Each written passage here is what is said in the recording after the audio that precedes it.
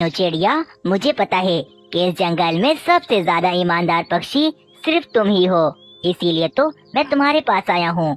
क्या तुम मेरी मदद करोगी? मदद? पर उल्लू सेठ, आप तो बहुत अमीर पक्षी हैं, मैं आपकी क्या सेवा कर सकती हूँ? मीनू चिड़िया, इस बोरी में बहुत सारे पैसे हैं और मैं इन पैसों से अपना कारोबार शुरू करूँगा, परंतु अभी मुझे कुछ समय लगेगा, इसीलिए क्या ये पैसे तुम अपने घर में संभाल कर रख सकती हो? मेरा तो तुम्हें पता ही है कि मैं अपने घर में कितना कम रहता हूँ। कभी मुझे इस जंगल जाना पड़ता है तो कभी दूसरे जंगल, इसीलिए ये पैसे मैं अपने घर पर नहीं रख सकता। तुम चिंता मत करो, मैं कुछ ही हफ्तों में आकर अपने ये पैसे वापस ले जाऊंगा तुमसे। अरे अरे उल्लू सेठ, आप बेफिक्र ही हो जाएं, मैं आपके इन पैसों को बहुत संभाल कर रखूंगी। फिर उल्लू सेठ मीनू चिड़िया को पैसे देकर वहाँ से चला जाता है और मीनू चिड़िया भी वे पैसों की बोरी लाकर अपने घर में रख देती है। मीनू चिड़िया भी अमीर थी, उसका तो अपना एक काफी बड़ा घर था और साथ ही साथ उसका अपना एक सब्जियों का खेत भी था, जिससे वे काफी अच्छा खासा मुनाफा कर लेती थी। एक रात जंगल में काफी तेज बारिशें शुरू हो जाती हैं। क्या कालू जी, आप मेरे लिए अब तक एक मजबूत लकड़ियों का घर भी नहीं बना पाए? अपने भाई के घर तो मैं कितने लाड प्यार से पली थी, मेरा तो आपने जीवन बर्बाद करके रख दिया। ओहो, तुम मुझे क्या दोष दे रही हो? मैं जितना भी कमाता हूँ तुम वे सब खा जाती हो और बाद में फिर तुम मुझे ही दोष देती हो। अरे कालू जी, क्या अब हम पूरी रात इसी तरह बारिश में ही भीगते रहेंगे क्या? नहीं, पागल हो क्या? अगर हम इसी तरह बारिश में भीगते रहे ना तो हम तो बीमार हो जाएंगे। चलो हम मीनू चिड़िया के घर पर चलते हैं, उसका घर तो काफी बड़ा है, आज की रात हम उसी के घर पर गुजारते हैं। ऐसा सोचकर कालू कौवा और रानी कौवी मीनू चिड़िया के घर के पास जाते हैं और आकर मीनू चिड़िया के घर का दरवाजा बजाते हैं। कौन है भाई? इतनी तेज बारिश में कौन आ गया? मीनू चिड़िया, मैं हूँ, मैं कालू कौवा। मैं और रानी कौवी बारिश में भीग रहे हैं, हमारी मदद करो। फिर वे दोनों पक्षी मीनू चिड़िया के घर में आते हैं। कालू कौवे, तुम्हारा घर कहाँ गया? तुमने तो अभी कुछ ही दिनों पहले अपना घर बनाया था ना? वे घर तो इतना कमजोर बना था कि बारिश आते ही नीचे गिर के टूट गया। मीनू चिड़िया, बस आज रात के लिए मुझे और रानी को अपने घर में रख लो। अरे हाँ हाँ कालू कौवे, क्यों नहीं, आ जाओ, तुम दोनों अंदर आ जाओ। मीनू चिड़िया के कहने पर वे दोनों पक्षी अंदर आते हैं। क्या आप सभी ने अभी तक इस कहानी को लाइक नहीं किया तो जल्दी से कर लें, क्योंकि ये कहानी आगे और भी ज्यादा अच्छी होने वाली है। कालू कौवे, रानी कौवी, तुम दोनों वहाँ पर आराम से सो जाओ और मैं और मानव चिड़ा यहाँ पर सो जाते हैं। ऐसा कहकर मीनू चिड़िया भी आराम से सो जाती है। अरे वाह कालू जी, कितना सुंदर और कितना बड़ा घर है मीनू चिड़िया का। कितना ज्यादा मजा आ रहा है घर में बैठकर बाहर बारिश देखने का। काश कि ये घर हमारा होता। रानी चुप हो जाओ, अगर मीनू चिड़िया ने सुन लिया ना तो हम दोनों को अभी घर से बाहर निकाल देगी। तभी ही कालू कौवे को सामने पैसों की बोरी नजर आती है। लगता है रानी, उस बोरी के अंदर मीनू चिड़िया ने बहुत सारा भोजन रखा हुआ है। मुझे तो बहुत भूख भी लग रही है, मैं अभी वे बोरी लेकर आता हूँ। मीनू चिड़िया तो सो रही है, उसे क्या पता चलेगा। कालू कौवा वहाँ आता है और उस बोरी को उठाता है। जब वे उस बोरी को खोलता है तो इतने सारे पैसे देखकर वे तो काफी ज्यादा हैरान रह जाता है। हाय रे, मर गया रे, इतने सारे पैसे। अरे कालू जी, हल्का बोले, मीनू चिड़िया उठ जाएगी। रानी, अमीर होने का ये सही तरीका हमारे हाथ लग गया है, बस कुछ भी करके ये पैसे तो हमें चुराने ही होंगे। तो ठीक है कालू जी, बस सुबह होते ही हम दोनों ये पैसे लेकर यहाँ से भाग जाएंगे। नहीं नहीं, सुबह होने तक का इंतजार नहीं कर सकते, अभी जैसे ही बारिश रुक जाएगी तो हम ये पैसे लेकर यहाँ से भाग जाएंगे। थोड़ी देर में बारिश रुक जाती है। इसी बात का फायदा उठाकर कालू कौवा और रानी कौवी वे पैसे चुराकर वहाँ से दूर चले जाते हैं। अरे, ये कालू कौवा और रानी कौवी कहाँ चले गए? मम्मा, जब मैं उठा था ना तो तभी वो यहाँ पर नहीं थे। लगता है सुबह सुबह ही वो दोनों चले गए होंगे। मीनू चिड़िया का ध्यान तो पैसों की बोरी पर जाता ही नहीं। उसे तो पता ही नहीं लगता कि कालू कौवा उल्लू सेठ के पैसे चुराकर भाग गया है और अब आगे मीनू चिड़िया को उल्लू सेठ का सामना कितनी मुश्किलों से करना पड़ेगा। कुछ दिन बीतते हैं और रात दिन गुजरते हैं। एक दिन उल्लू सेठ मीनू चिड़िया के घर पर पैसे लेने आते हैं। लाओ लाओ मीनू चिड़िया, जल्दी से मेरे पैसे लाकर मुझे दे दो। और तुम्हारा बहुत बहुत शुक्रिया कि तुमने मेरे पैसे इतने दिनों तक संभाल कर रखे। हाँ हाँ उल्लू सेठ, मैं आपके पैसे बस अभी लाकर देती हूँ। मीनू चिड़िया उल्लू सेठ की पैसों की बोरी अपने घर में हर जगह ढूंढती है, पर वे बोरी तो उसे कहीं पर भी नहीं मिलती। हाय रे, मैं मर गई। कहाँ चली गई वे पैसों की बोरी? कौन ले गया चुरा कर? क्या मतलब मीनू चिड़िया, कहाँ है मेरे पैसे? मैंने तुम्हें दिए थे ना। मैं समझ गया, इतने सारे पैसे देकर तुम्हारे मन में भी लालच आ ही गया होगा और तुमने मेरे पैसे कहीं छुपा दिए होंगे और अब मुझसे झूठ बोल रही हो कि वे पैसे चोरी हो गए हैं। उल्लू सेठ, मैं आपसे झूठ क्यों बोलूंगी? मैंने आपके पैसे यहाँ घर पर ही रखे थे। न जाने आपके पैसे कहाँ चले गए। झूठ मत बोलो, इतने सारे पैसे देखकर तो अच्छे अच्छे बदल जाते हैं। तो तुम क्या हो? मुझे तो तुम पर भरोसा ही नहीं करना था। बस अभी के अभी इस घर से निकल जाओ। तुम मेरे पैसे नहीं दे सकती ना, तो अब ये घर भी तुम्हारा नहीं, अब से ये घर मेरा है। वे उल्लू सेठ जबरदस्ती मीनू चिड़िया और उसके बेटे को घर से बाहर निकाल देता है और बेचारी चिड़िया तो बहुत रोने लगती है। मम्मा मम्मा, ये क्या हो गया हमारे साथ? अब हम कहाँ जाएंगे? हमारा घर तो अब हमारा नहीं रहा। वे पैसे जिसने भी चोरी किए हैं, बिल्कुल भी अच्छा नहीं किया उसने हमारे साथ। देखना, वे भी कभी खुश नहीं रहेगा। वे पैसे उसके कभी काम नहीं आएंगे। बेचारी मीनू चिड़िया उदास होकर अपने बेटे को लेकर जंगल से दूर चली जाती है। अरे बेटी, क्या बात है? तुम इतना क्यों रो रही हो? मीनू चिड़िया सारी बात उस बूढ़े चिड़े को बताती है। तुम उदास मत हो चिड़िया, चोरी कभी छुपी नहीं जाती। देखना, वे चोर भी पकड़ा ही जाएगा। दूसरी ही ओर कालू कौवा और रानी कौवी तो इतने सारे पैसे चुराकर बहुत ज्यादा खुश हो रहे थे। बस रानी, मैंने सोच लिया है, इन पैसों को जल्द से जल्द मुझे खर्च करने होंगे, वरना हम पकड़े भी जा सकते हैं।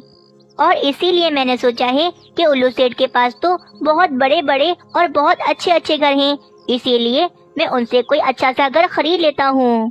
तुम यहीं पर बैठी इन पैसों का ध्यान रखो।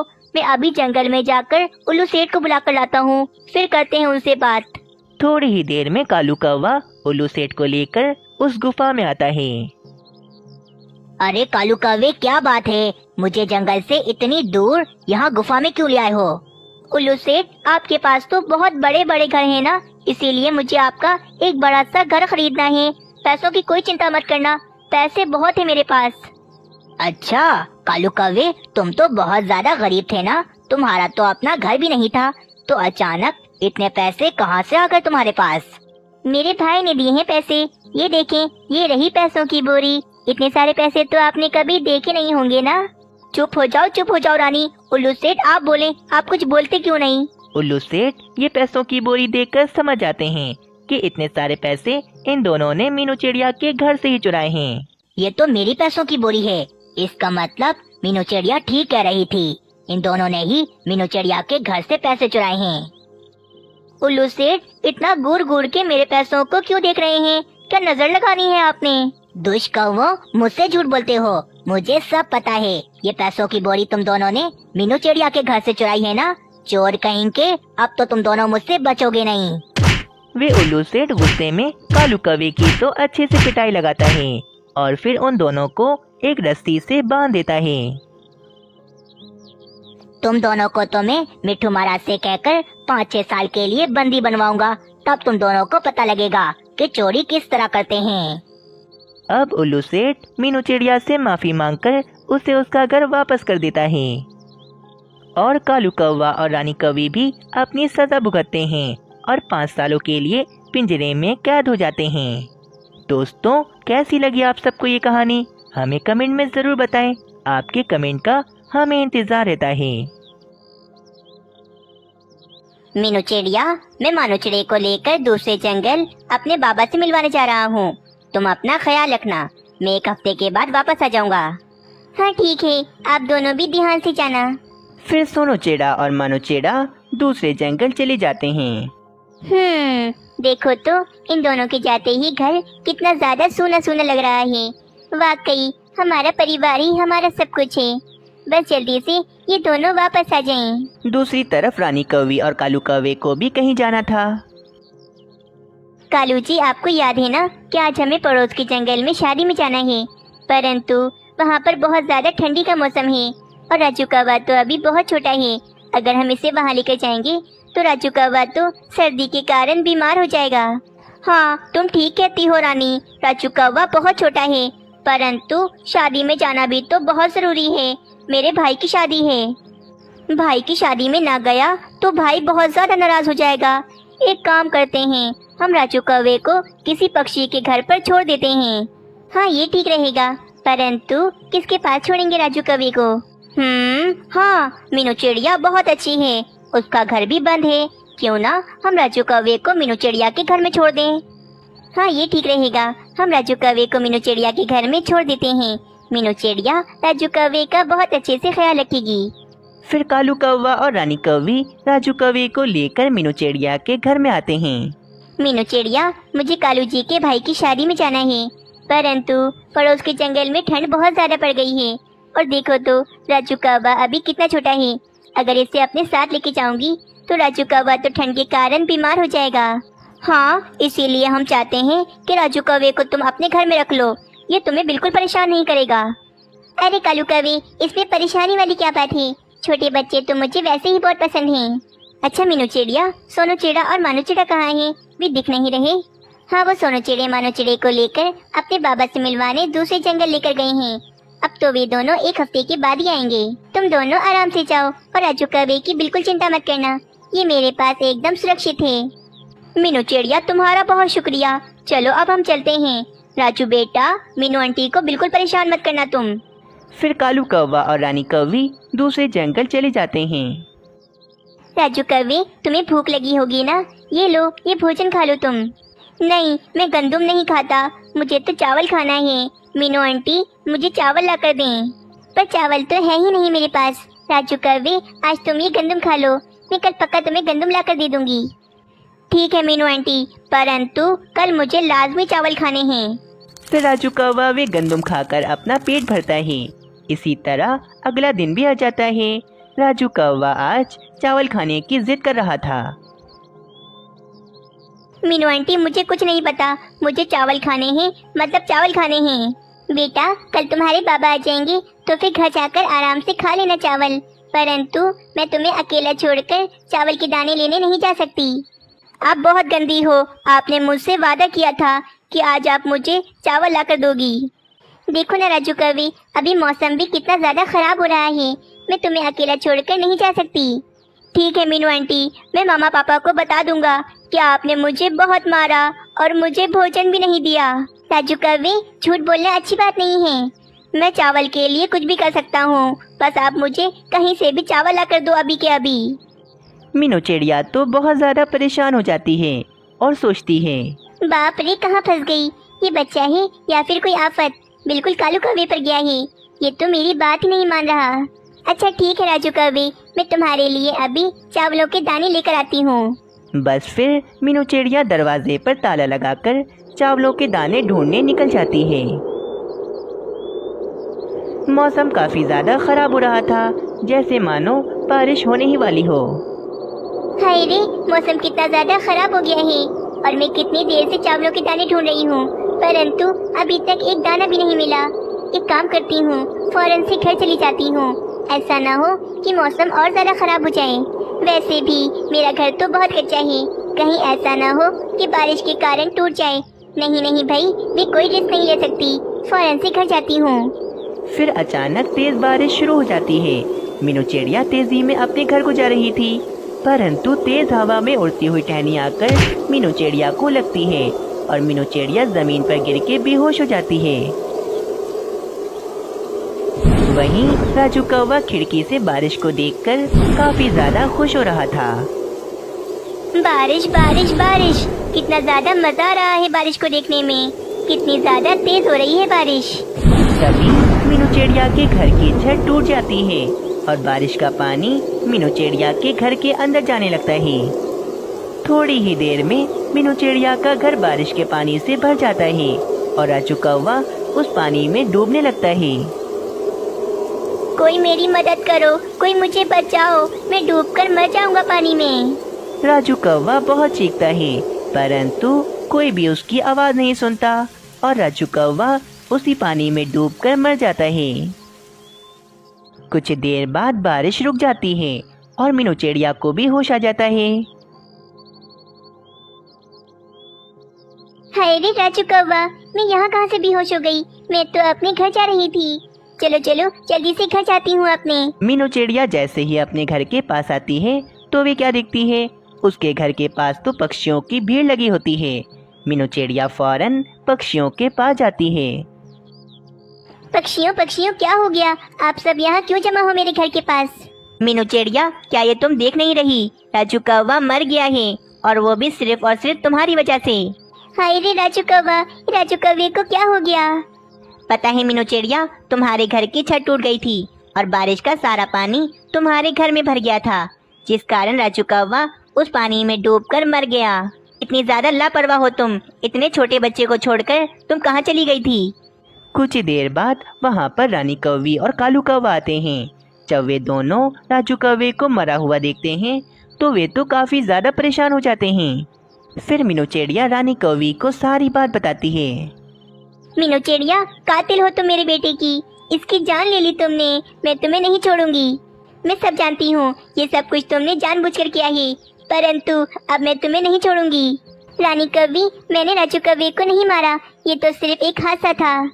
बस करो मीनू चिड़िया, अपनी बकवास बंद करो और मेरे साथ मिट्ठू महाराज के पास चलो, मैं तुम्हें अभी बताती हूँ। फिर रानी कौवी जबरदस्ती मीनू चिड़िया को लेकर मिट्ठू महाराज के पास चली जाती है। मिट्ठू महाराज, मुझे इंसाफ चाहिए, इस जालिम चिड़िया ने मेरे बेटे को मार डाला। मिट्ठू महाराज, मैंने राजू कौवे को नहीं मारा, वो सिर्फ एक हादसा था। राजू कौवा मुझसे चावल खाने की जिद कर रहा था, मैंने उसे काफी मना किया, परंतु वो मेरी बात ही नहीं मान रहा था। फिर मैं राजू कौवे को छोड़कर चावल लेने चली गई। पीछे से तेज बारिश हो गई और एक बड़ी सी टहनी आकर मेरे सर पर आ गिरी, जिस कारण मैं बेहोश हो गई थी वहाँ पर। और वहीं दूसरी तरफ मेरे घर की छत टूटने से मेरे घर में पानी भर गया और राजू कौवा उस पानी में डूबकर मर गया। अब आप बताएं तो इसमें मेरी क्या गलती है? नहीं नहीं मिट्ठू महाराज, इस चिड़िया को सजा दें, इसने जानबूझकर मेरे साथ ऐसा किया है। बस करो रानी, ये एक हादसा ही है। मैं जानता हूँ कि राजू कौवा एक बार जिद पर आ जाए तो वे किसी की भी नहीं सुनता था। रानी कौवी, ये एक हादसा था, मीनू चिड़िया निर्दोष है, इसमें इसकी कोई गलती नहीं। फिर मिट्ठू महाराज मीनू चिड़िया को जाने देते हैं। तुम्हें छोड़ूंगी नहीं मीनू चिड़िया, तुम्हारे पूरे परिवार को बर्बाद कर दूंगी। रानी, इसमें मीनू चिड़िया की कोई गलती नहीं, माना के वे मेरा भी बेटा था, परंतु मैं हमेशा सच का साथ दूंगा। कुछ दिन गुजर जाते हैं।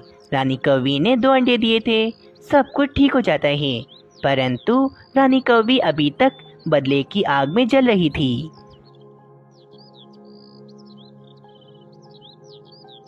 इस पेट्रोल से मैं रात को मीनू चिड़िया के घर में आग लगा दूंगी और मीनू चिड़िया का पूरा परिवार जल के मर जाएगा और मेरा बदला पूरा हो जाएगा। चलो अभी इस पेट्रोल को मैं कहीं छुपा देती हूँ, अगर कालू जी आ गए तो वो मुझे ऐसा नहीं करने देंगे। फिर रानी कौवी उस पेट्रोल के भारी कैन को उठाकर कहीं छुपाने का सोच रही थी, परंतु वे भारी कैन रानी कौवी के पंजों से फिसलकर नीचे जमीन पर गिर जाता है और सारा पेट्रोल रानी कौवी के घर में फैल जाता है। बस तभी हलचल की वजह से ऊपर लगी मशाल आकर जमीन पर गिरती है और रानी कौवी के पूरे घर में आग लग जाती है।